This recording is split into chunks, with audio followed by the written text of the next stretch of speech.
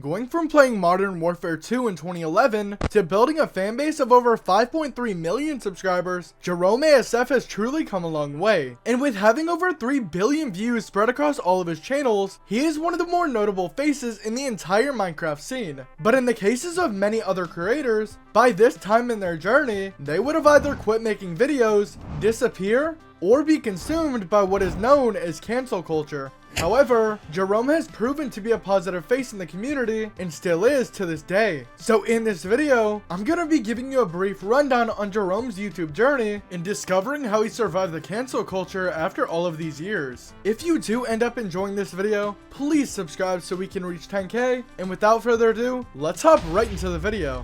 It all started on January 13th in 2009 when a video would be published to a channel called Awesome Sauce Films. The video was titled Spore, How to Find Earth in Spore, and this would be the first time we'd hear Jerome's voice on the platform. Today I'll be showing you how to find Earth and our solar system in Spore. So I'm zooming in on it right now. It'll be named SOL or Sol.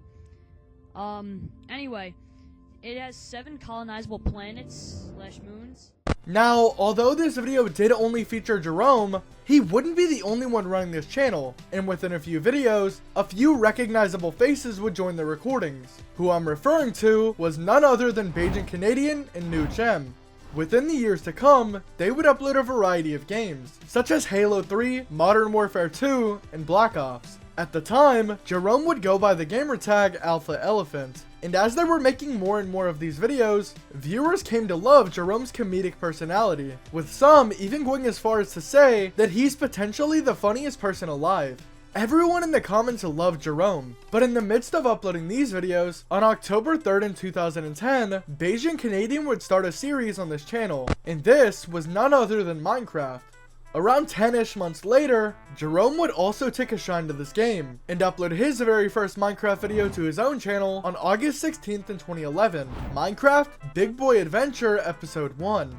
And this would be the start of something huge. But taking a step back to Awesome Sauce Films, Jerome would still play a huge part in this channel, and they would pass milestone after milestone. But unfortunately, at the end of November in 2012, one final video would be uploaded to this channel featuring Jerome and Mitch before they both left it to focus on their own channels. And as of today, the Awesome Sauce Films channel hasn't been touched in over 9 years.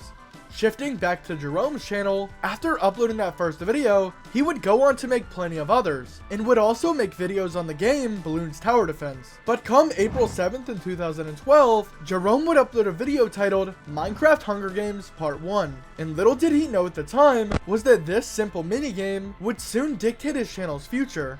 Within the next 7 months, he would continue uploading plenty of minigames, such as Battle Dome, Race for Wool, and Parkour Dropper. But on November 15th in 2012, Jerome would return to playing Hunger Games and upload Game 1, in which he said that he plans to start recording these with Bajan Canadian. And within the next few episodes, that's exactly what he does. Around this time, Mitch and Jerome would also take their absence from Awesome Sauce Films and go all in on their own channels. And to put it mildly, this paid off. He would start pulling in hundreds of thousands to sometimes even millions of views on these Hunger Games videos. This was the turning point of his channel. Moving forward, he would continue uploading these Hunger Games videos with Bajan Canadian and continue uploading his other minigames. But while Jerome was attending a convention called PAX East, he would stumble across a YouTuber named SkyDoesMinecraft. And shortly after meeting him, he and Mitch would be invited to join the YouTuber group known as Team Crafted. Now, before they joined, they were pulling in good views, but now that they were a part of a group with like-minded creators, there was no slowing them down. And as they were uploading video after video together, they were becoming good friends, even getting to a point where they'd all move into the same house.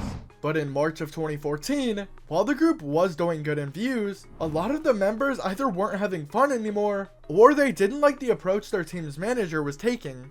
So, after most of the other members left, Jerome was soon to follow, and shortly after, he, Mitch, and 4 others would co-found another group. This group was called The Pack, and going forward, while Jerome and Mitch would still be uploading their Hunger Games series, they would also be making videos with the other members of The Pack, such as Battle Domes, Parkour, vlogs, and even public meet and greets. But similar to Team Crafted, this group wouldn't last either, and in 2015, they would gradually stop recording group content. Now, there wasn't any public announcement that the group was ever being abandoned, but as the less and less group videos were being made, it was apparent that they were slowing things down, and eventually, they would stop making this group content altogether. Over the next few years, Jerome would continue uploading videos with his YouTube friends and continue to adapt to the oncoming trends. But come November 10th in 2021, you'll make it to Jerome's only somewhat known controversy, and this would be in a video titled, "I survived the 100 days in a dragon world in Minecraft." At this point in time, Jerome would be a part of his new friend group called the Buddies, and from a first glance, this video would appear to be nothing out of the ordinary, and look to be just another trend.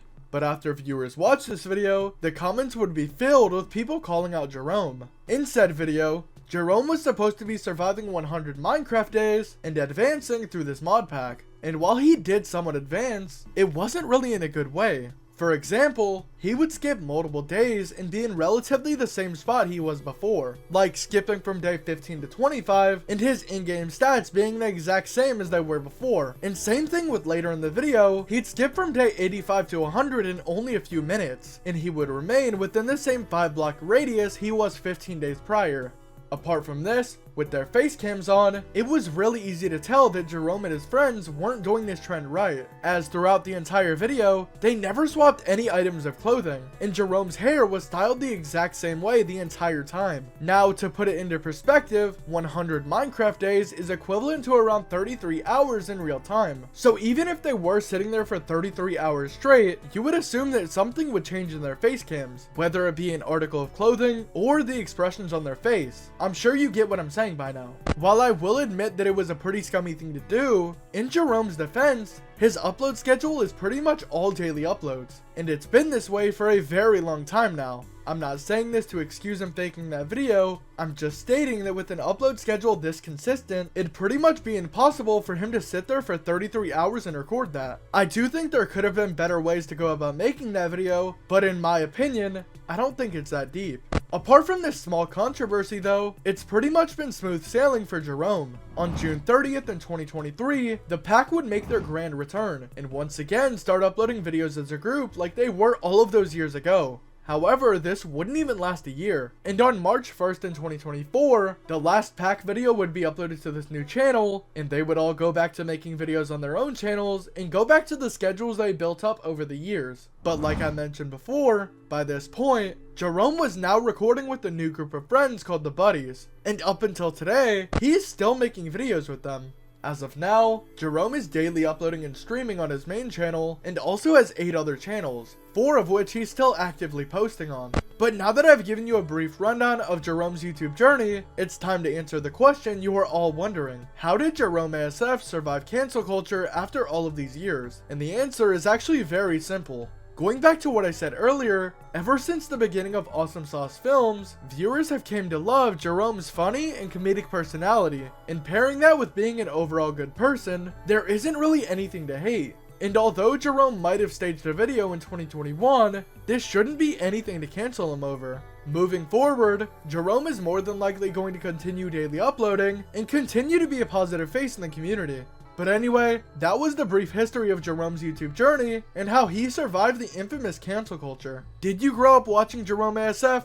Let me know down in the comments. And if you did at all enjoy this video, please consider leaving a like and subscribing. And with all of that out of the way, have an amazing rest of your day, and I will catch you all in the next one.